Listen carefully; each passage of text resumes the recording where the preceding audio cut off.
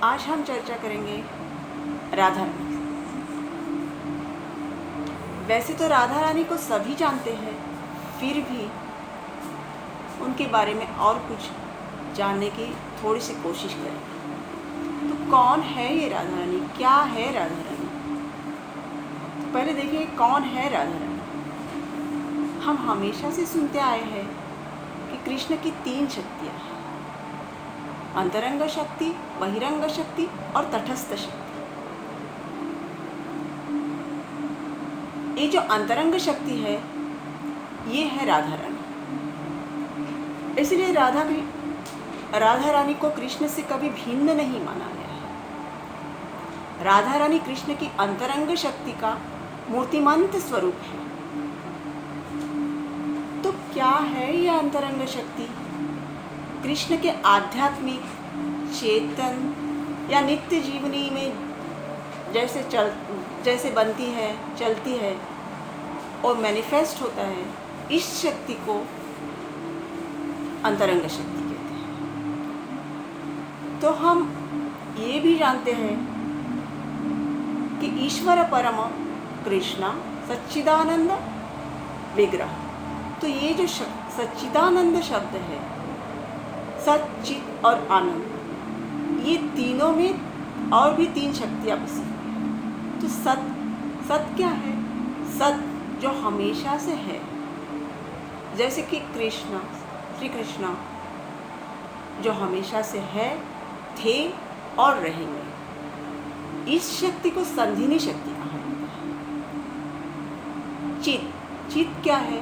हमेशा कॉन्शियस में रहना, हमेशा नॉलेज में रहना या ज्ञान में रहना। तो इस शक्ति को सविंद शक्ति कहा जाता है। और आनंद तो हमेशा जो कृष्ण को आनंद में रखते हैं उसको कहते हैं लादिनी शक्ति। और यही लादिनी शक्ति राधा रानी है। तो एक तरफ से हम कह सकते हैं कि कृष्ण शक्तिमान है तो राधा शक्ति है, इसीलिए वो कृष्ण से भिन्न नहीं है। स्कंद पुराण में बताया गया है कि राधा रानी कृष्ण की आत्मा है, इसीलिए उन्हें राधा रमण कहते हैं। राधा का प्रेम निष्काम और निस्वार्थ है। वह कृष्ण से पूर्ण समर्पित है। वह उनसे कोई अपेक्षा नहीं रखती है, बल्कि सदैव कृष्ण की आनंद के लिए प्रयास करती रहती है। इसी प्रकार जब मनुष्य संपूर्ण समर्पण की भावना से कृष्ण प्रेम में लीन होता है तो वह राधा भाव ग्रहण कर लेता है। कृष्ण प्रेम का अत्युच्च शिखर है राधा भाव। और तभी तो सभी कहते हैं कि अगर हमें कृष्ण प्रेम पाना है तो राधा रानी का आश्रय लेना चाहिए। धर्मशास्त्र के अनुसार अगर हम देखेंगे तो राधा रानी का जो प्यार, कृष्ण के प्रति प्यार और लगन है, वह जीवात्मा की आध्यात्मिक प्रगति और ईश्वर से अलौकिक मिलन का एक प्रतीक माना जाता है। एक बार राधा रानी ने कृष्ण को पूछा वह उनके साथ विवाह क्यों नहीं कर सकती। तब राधा जी ने उन्हें जवाब दिया। जवाब में कहा, विवाह तो 2 आत्माओं का मिलन है और हम दोनों तो एक ही आत्मा है, फिर मैं खुद से कैसे शादी कर सकता हूँ।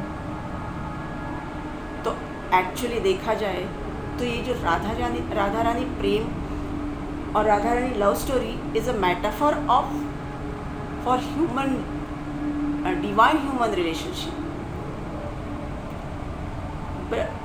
ब्रज की गोपियाँ और द्वारका की रानियाँ, ये सारी भी राधा रानी की अंश रूपा ही है। यही राधा रानी जब धरती पे अवतरित होती है तो कोई साधारण अवतरण नहीं है। उनका प्राकट्य भी बहुत ही विशेष तरीके से हुआ है। ऋषभानु महाराज की कोई संतान नहीं थी, तो वह अपने संतान पाने के लिए नदी में तपस्या कर रहे थे। एक दिन देखते हैं कि एक बहुत ही सुंदर 100 पंखुड़ियों से भी ज़्यादा पंखुड़ियाँ होने वाला कमल पुष्प जो स्वर्णिम रंग का था उनके पास आ रहा है। उस कमल पुष्प में उन्होंने देखा कि एक अत्यंत सुंदर और अलौकिक बालिका है। यह दृश्य देखे वो अचंभित हो गए। इधर उधर देखा, आसपास में कोई नहीं था। तभी ब्रह्मा जी प्रकट हुए और उन्होंने कहा कि ये बालिका खुद राधा रानी है और उनके पिछले जन्म के इच्छा अनुसार वो उनके घर में आ रही है, जो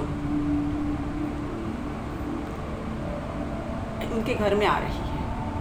तो वह बहुत आनंदित हो जाते हैं और उस बच्ची को लेके अपनी पत्नी कीर्तिदा के पास आते हैं। कीर्तिदा उन्हें उस बच्ची को बड़े स्नेह से एक्सेप्ट कर लेती है। दिन बीतते हैं लेकिन बच्ची आंखें नहीं खोलती। वो दोनों बहुत दुखी होते हैं। तभी यशोदा जो कीर्तिदा की सहेली है उसे पता चलता, बच्ची के बारे में पता चलता है, तो उसे कीर्तिदा को मिलने आती है, उनके घर आती है। कृष्ण उनके गोद में ही बैठे रहते हैं और राधा और यशोदा जी बच्ची को अपनी गोद में लेते हैं। जैसे ही कृष्ण का स्पर्श उस बच्ची को होता है, वो बच्ची आंखें खोलती है।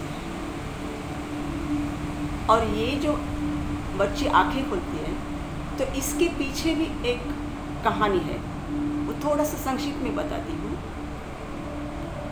जब राधा रानी धरती पे अवतरित होने का होती है, तो उसके पहले वो कृष्ण से कहती है कि अगर मैं तो धरती पे आ जाऊंगी, लेकिन सबसे पहले मैं आपका दर्शन करूंगी।